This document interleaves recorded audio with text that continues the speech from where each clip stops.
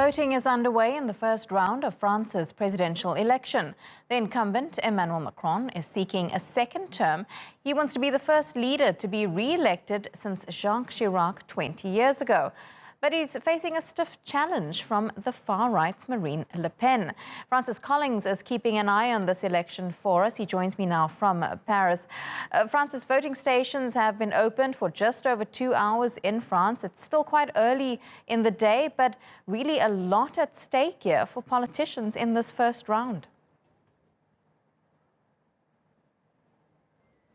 Absolutely. It's getting quite busy, slowly building up. We're at a voting station in the 15th arrondissement, the east of Paris.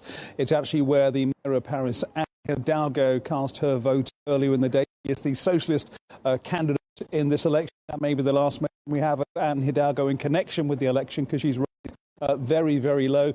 But as you were saying, for Emmanuel Macron, excuse me, there is that prospect of a second term, the first man to be given a second term since Jacques Chirac 20 years ago, and for someone who has a programme that, bearing in mind protests he's had from the Gilets jaunes and others in his first term, it is the second and final term where they can start to push through things like pension reform that he's spoken about, and also raising the retirement age. Now, that may work against him, and it seems to be when you look at the polls, because Marine Le Pen in the last couple of weeks has been gaining steadily in the polls. So when it comes down to it, what was the state of play 2-3 weeks ago, a wide gap between the two has now narrowed, and this could be a very close race.